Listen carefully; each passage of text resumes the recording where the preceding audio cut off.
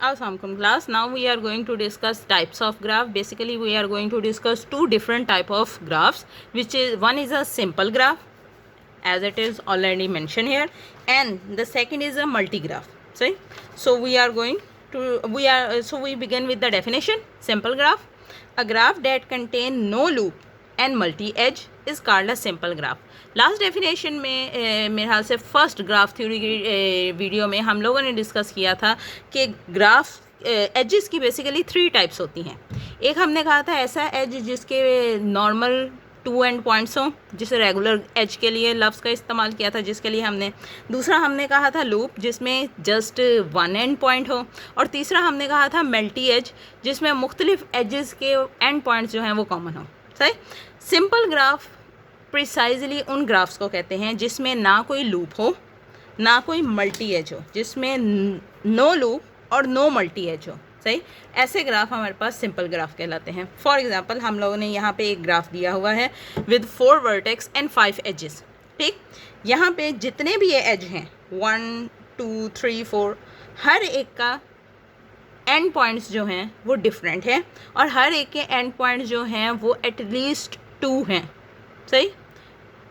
Single and point वाला कोई भी एज मुझे नज़र नहीं आ रहा, या ये कहना चाहिए कि यहाँ पे कोई भी लूप एग्जिस्ट नहीं कर रहा. सही. आल्सो कोई मल्टी एज भी एग्जिस्ट नहीं कर रहा. सही. फॉर एग्जांपल अगर मैं E2 और E5 का कंपैरिजन करूँ, E2 के एंड पॉइंट्स हैं मेरे पास V1 और V3. सही. और E5 के एंड पॉइंट है V3 और V4. सही. बेसिकली E2 और E5 में V3 का एंड पॉइंट कॉमन है, लेकिन ये मल्टी एज की क्लास में नहीं आता, इसलिए कि हमने कहा था कि मल्टी एज में दोनों एंड पॉइंट्स जो होते हैं वो सेम होते हैं, जबकि इन दोनों का एक एक एंड पॉइंट मुख्तलिफ है, जस्ट सिंगल जो है वो सेम है. सो ये दोनों जो हैं वो मल्टी एज नहीं है, हमारे पास रेगुलर एजेस में आते हैं. सही. और क्योंकि यहाँ पे कोई लूप और कोई मल्टी एज हमें नहीं नज़र आ रहा, इसलिए ये हमारे पास एक सिंपल ग्राफ है. सही. नेक्स्ट हमारे पास डेफिनेशन है, टाइप है ग्राफ की मल्टी ग्राफ. सही. सिंपली मल्टी से तुम लोगों को समझ ही आ गया होगा. A type of graph that contain multi edges and loop is called multi graph. सही. ऐसे ग्राफ्स जिसमें लूप्स भी हों, रेगुलर एज भी हो, मल्टी एज भी हो, सारी चीज़ें हों, वो हमारे पास मल्टी ग्राफ्स कहलाते हैं. राइट. फॉर एग्जांपल हमारे पास नीचे डायग्राम दी गई है. अगर तुम सिंपली देखो, सबसे पहले वर्टेक्स का अगर मैं काउंट देखूं तो V1 से V5 तक 5 वर्टेक्स हैं. एजेस अगर हम लोग देखें तो हमारे पास एक लूप है, फिर 1 2 3 4 5 6 और एक लूप, 7 जो है हमारे पास टोटल एजेस हैं. सही.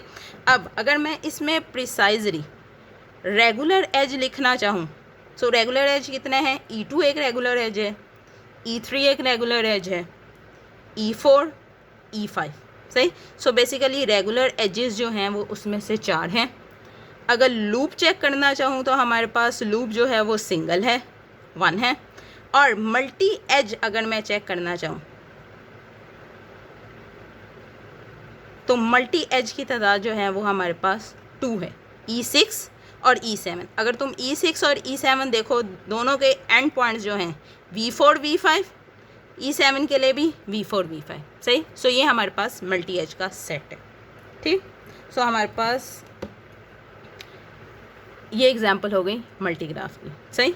नॉर्मली हमारे पास जो ग्राफ्स होते हैं वो जनरल डेफिनेशन ऑफ ग्राफ्स जो होती हैं वो मल्टी ग्राफ्स ही होते हैं. सही. लेकिन स्पेसिफिकली जो ज़्यादातर हम लोग जिन ग्राफ्स के साथ डील करते हैं पेपर पॉइंट ऑफ व्यू से या सब्जेक्ट पॉइंट ऑफ व्यू से, वो हमारे पास सिंपल ग्राफ होते हैं, मीन लूप और मल्टी एज फ्री.